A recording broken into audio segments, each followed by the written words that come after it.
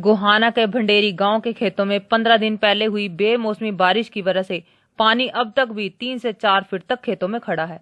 इस पानी को निकलवाने की मांग को लेकर गांव के किसान बार बार अधिकारियों के चक्कर लगा रहे हैं, लेकिन आज तक उनकी समस्या का हल नहीं हुआ, जिसके चलते किसानों की 1000 एकड़ धान, बाजरे और कपास की फसल खराब हो गई। अब किसान सरकार से उनकी खराब फसल का मुआवजा मांग रहे हैं। किसानों ने बताया कि वो कई बार इस मामले को लेकर एसडीएम से भी मिल चुके हैं और जिला उपायुक्त से भी मिल चुके हैं, लेकिन उनको सिवाय आश्वासनों के कुछ नहीं मिला।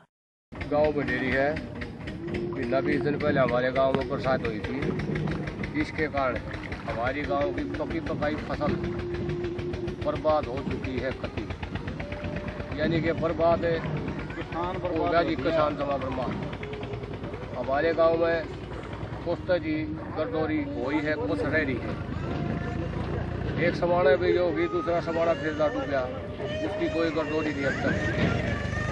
सरकार भी हमारे साथ अनदेखी करी है। ये कैसा हो रहा है जी, देख लो आपने जी, खड़ा रहा पैरी में पकी पकाई फसल बर्बाद हो गया। अतः हमने सरकार से रिक्वेस्ट किया ही है, अभी हमें बहुत ज़्यादा थोड़ा घना जरूर से जरूर दिया जाए। गांव में सारी 1000 एकड़ ज़मीन खराब हो गई है। लगभग 1400 एकड़ ज़मीन हमारे गांव की, जिसमें से 1000 एकड़ ज़मीन खराब हो चुकी है। सड़क का वो था जी, सड़क नहीं दबवा, पाइप नहीं दबवा रही। सड़क के कारण हमारे खेतों की बर्बादी हुई ज़्यादा। तो आज न्यूज़ के लिए गोहाना से सुनील जिंदल की रिपोर्ट। प्लीज़ हमारे चैनल को सब्सक्राइब करें और देखी गई वीडियो को लाइक और शेयर ज़रूर करें।